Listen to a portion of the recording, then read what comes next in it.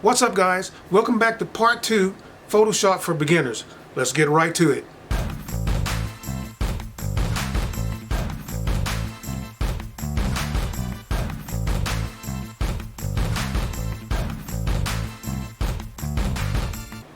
Hey, what's up, guys? Thanks for stopping by again at TV's Everything Adobe. Today, we're going to get right into part 2 of Adobe Photoshop for Beginners. Now, we're going to be going to the menu items and what they can do. Now, Photoshop is a very powerful software. There's going to be a lot of things on upcoming videos that I will take you through. But let's just get through the basics, and then we'll be on our way. So let's jump right into the video. Okay, guys, welcome back to part 2 of Photoshop for Beginners. Okay, so we're going to get right into it. As you remember, the splash screen comes up and you can open the photo that you were working on. So I'm going to open the photo that we were working on last time. Okay, so now what we're going to do is we're going to go to the file menus today. All right, so we're going to go to the file menus and I'm going to explain a lot of items in the file menus and what they do. Okay, so I'm not going to go over stuff that are self-explanatory, so I'm just going to get right into it. So if you click on File, there's a couple things that you want to be associated with here. We're not going to worry about browsing to Adobe Bridge today. We're not going to worry about closing to go to the bridge, okay, because that's another program. We're not going to search Adobe Stock, okay, because that's too advanced right now. Here's a couple of things that you can use. Obviously, we talked about in our last training that if you wanted to start a new photo or a new canvas, you just simply hit New. Right? And if you remember from our last training, you can come over here and you can create a new canvas. Okay, so that's where you would do that. And obviously, to open, you can open up a file, a photo, whatever you need, and you can implement that, and then that'll bring up another session right over to the right. So as if you had another photo that you want to bring in, it would bring that photo so you can work in tandem. Okay, and I'll give you an example of that later on. Place Embedded. Place Embedded is another good one in this tutorial. Place Embedded is just another way to use the transform tool. As what we talked about last time is when you implement a photo and you wanted to resize it, we talked about free transform and we talked about transform. Well, Place Embedded is just another way to do it. Okay, import. Import we won't worry about right now, but export we will. I will talk about it really briefly. So if you click on export, export as, here's export and what this does. Okay, let's say you have a Twitch account or a website or a YouTube account. Twitch, YouTube, and websites require your photos to be a certain size, okay? And here is where you would create that. Once you create it, you can export it to wherever you want to save your photos to, whether it be your desktop, hard drive, thumb drive. So that's what that's for. And don't worry, we're going to come back to this. What you guys can do is if you get yourself a copy of Photoshop, okay, and you want to use it, there are some free copies out there, and there are some free programs that are similar to Photoshop that will do the same thing as Photoshop, and they're free. I prefer Photoshop because it's more professional and it's easier for me to use. Okay, so we're going to cancel out that. Go back to our main photo. All right, and then obviously print, and then print one copy. Print is print. So now one thing you want to be aware of, it depends on what you're printing. So if you're printing 8x10 or 4x7 or 5x7, you want to be really careful to set your parameters when you go to print. Okay. All right. The edit menu. Okay. So now the edit menu, let's talk about that real quick. The edit menu, you can set preferences. The first thing I'm going to do is go down to preferences. Okay. And this is going to show you all the preferences that you have. The interface, the workspace. You can reset your workspace here. If for some reason, let's say you're working in Photoshop and you move some things around and you can't get it back to where it was and you're confused, well, you can reset your workspace just by clicking here. It'll bring up a menu Okay, you can collapse it. You have general, you have exports. You can restore default workspace. So that's where you. I'm not going to do mine, but you can do yours. Let's say if you were messing around in your layers window over here, and you lost your layer windows and you don't know how to find it. Well, you can always reset your default, okay, workspace, and then that'll get you back to where you need to be. All right. Obviously, in the edit menu, there's no copy and paste that's highlighted right now because we haven't copied or pasted anything. But if you remember in our last tutorial, we had another photo that we dealt with, and we were pulling parts out of there, and we would edit and copy and paste, and we talked about the different tools. Okay. Spell check. Let's say that's simply what it is, guys. Okay. So basically, if you want to do spell check, that's basically what it's for. If you typed in text into this file, then you can obviously check your spelling, okay, just by clicking on that command, and then it'll flag just like in Word, right? Just like in Word, it'll say you have this wrong, and then you can correct it. We won't worry about fill in and replace text. I think that's pretty common sense as well. Okay, so we won't get into that. Puppet wrap. Not quite familiar with that myself, but basically, I believe it's more so of some type of text tool that you can use to set your text, like wrap in Word. Now, freeze transform. Remember, we talked about freeze transform in the first tutorial, okay, and how to use that. What I'll do is, if we don't remember, then I'll give you a little refresher, okay. You can define your brush preset. That means working with your brush tool here.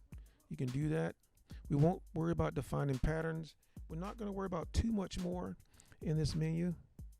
I think that's just a little bit more than we can handle right now. So I just wanted to go over the basics with you. Obviously, the menus, you can look at your menus and see what you have here. And basically, it's just another way to look at your menu. There's some shortcuts that you can check out, and you can do that on your own time, guys. Okay, you don't have to do it now. Just get yourself familiarized with it and play with it. Don't be afraid of it. Like we said, the preferences, these are your preferences here. Scratch disk, performance. Basically what it tells you is how your PC is performing and what you're doing and how much memory it's using. So you can keep track. So if your PC is running slow or Photoshop's running slow, then there's certain things that you can do. Now, this is really tricky. If you're not familiar with this, then I do not recommend you do it until you start getting yourself used to Photoshop, because you don't want to mess up anything, especially when you go to scratch disk. You don't want to delete anything that you do not want to delete. Okay. All right. So moving right along, that's your edit menu. Now we're going to talk about the image file here, or the image menu. Okay, so there's certain things that you can do. Now I'm going to show you a couple of things, and listen, don't try to do this stuff right away. Like I said, once the tutorial is over, rewind it, listen to what I say, go into the file menus and play with everything. Okay, so here's what happens in this menu here, in the image menu. So if you go to mode, you can grayscale things. Okay, and this messes with your colors, right? So if you're trying to adjust color to your photo, you can do that. Cancel. All right. Retake all that. All right, so the next menu item we're going to talk about is image.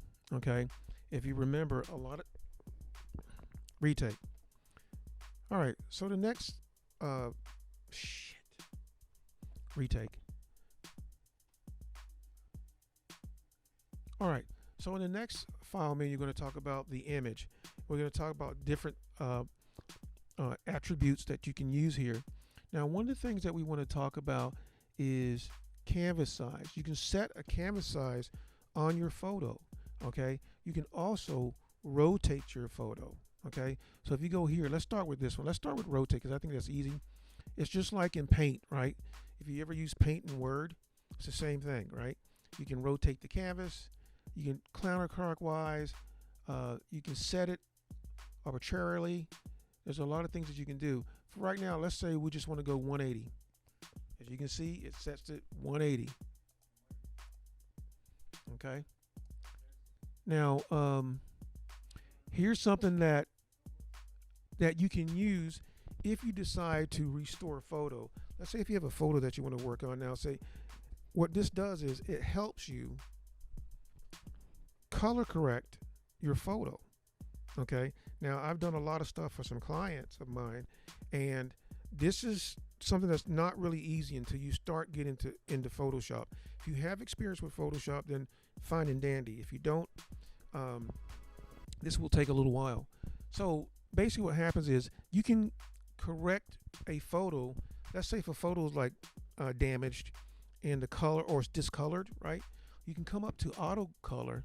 Now it's going to mess this photo up because obviously this photo is just fine.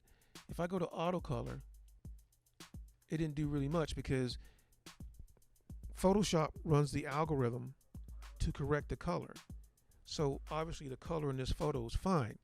I probably got a bad example by this photo, but I think you get the gist of what I'm talking about here. All right. So that's what auto tones. As you just saw, the photo just changed. Okay. Now, if we do auto contrast, watch the photo. Nothing happened because the contrast parameters is where it should be. All right. So that's your image. Okay. And obviously image size.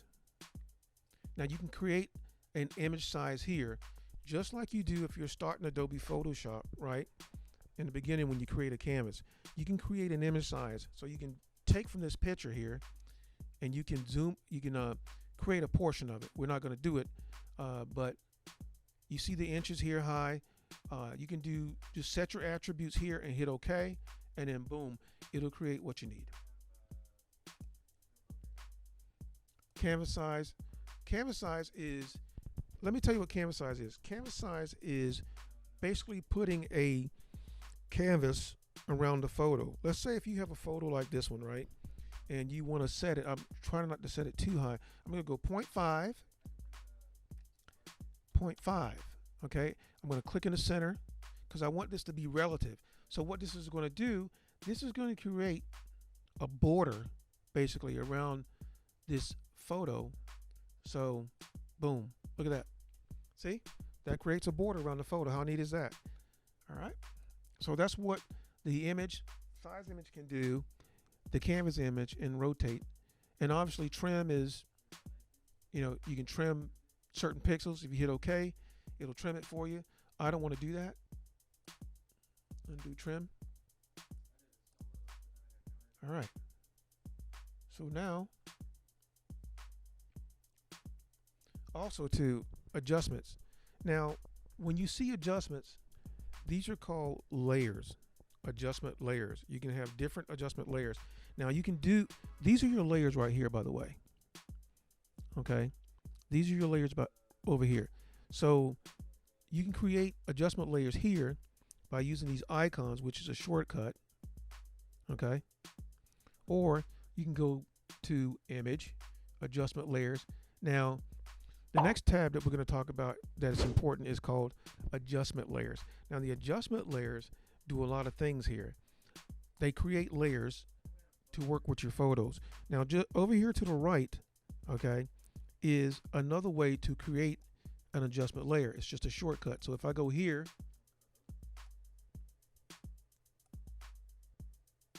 it can create a layer for me, okay, automatically. I don't want to do that for this tutorial because I want to show you the long way. All right, so if you go to adjustments, you can do different layers. You can do brightness and contrast, levels, curves. Now, these menu items that you see here are very critical to your photos or anything that you're working on. It doesn't have to necessarily be a photo. I use photos a lot because it's Photoshop, right? But if you're creating a logo or anything, or you're creating business cards, this is critical that you can use. I won't get into all of them today because I believe that's another tutorial. Remember, this tutorial is just for basics to tell you what these menu items are. Okay. I'll see if I can do one for you. I'm going to go ahead and click on curves. Okay. Now curves works with your colorization in Photoshop. Okay. So in Photoshop, you have the basic color palette, right? The reds, the greens, the blues, and then you have gray, and then you have black. Okay. So basically what this does is this adjusts the color in your photo or anything that you're working on. So if you take, let's say, if I want to adjust my reds, right, I can do that using this graph.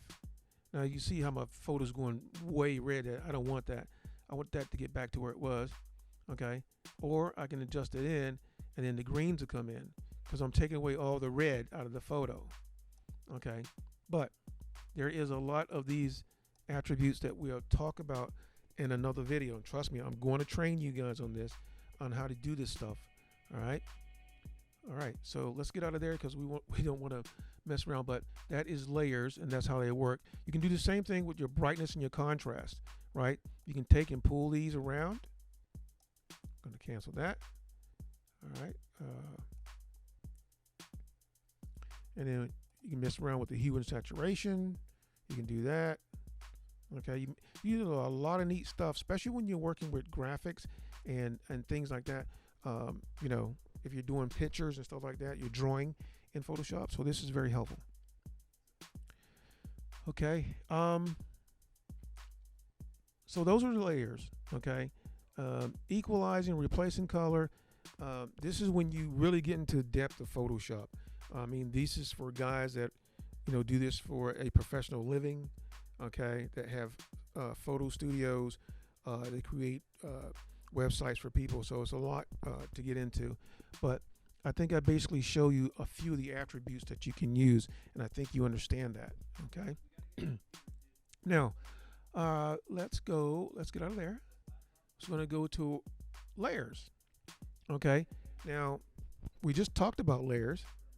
Okay, so in the layers menu, you can create layers, right? So if you go new, and let's say you want to create a layer. Now that layer is going to be put in the layers pane over here. Usually when you're working with layers, it's best to name the layers, right? Because that way you can keep a hold on what you're working on. So if you create a layer, right, and you have something that you're working on, and let's say if you have something to the same letter, right, let's say if you have 5 B's, right, but if you have the layers there with 5 B's, you're not going to know which one that you were working on. So it's best to name them like I did here. We don't need that, so we'll get rid of that. Oh, one thing I meant to show you guys, sometimes I forget things, but let's go new layer. We'll go layer 1. We'll leave it as default.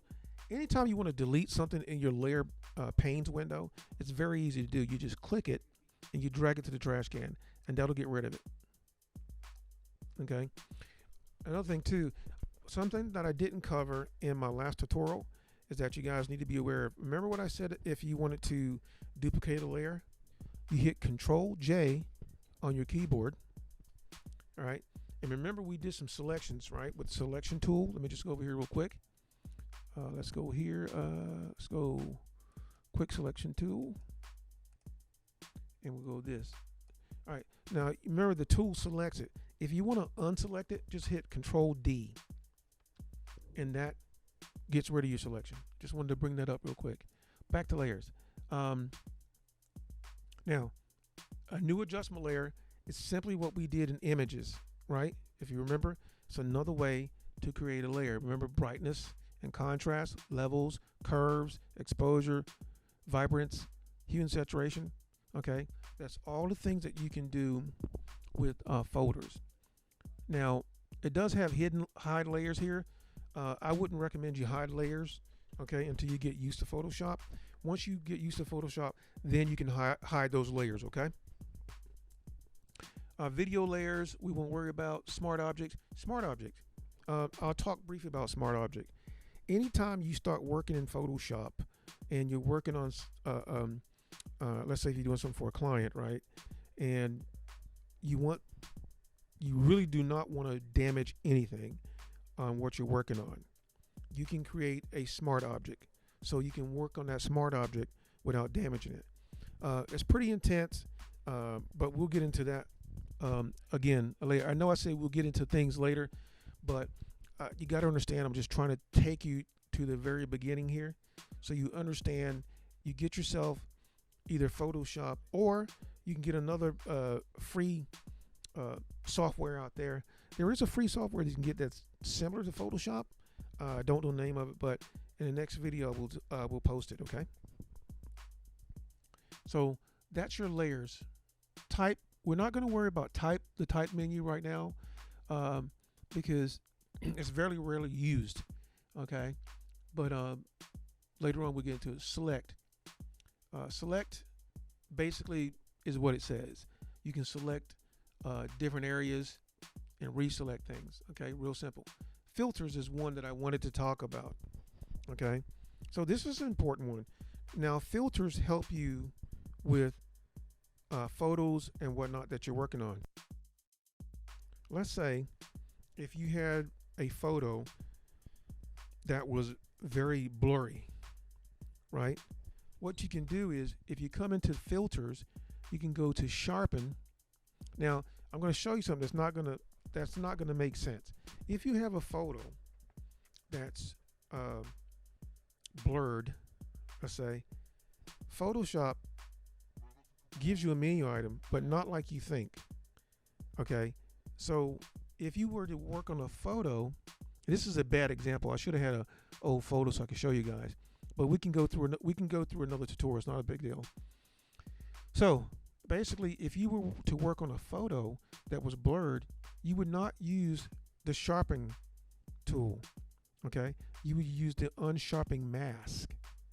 Okay, and what this does is this allows you to set the amount and a threshold, okay, of a blurred photo.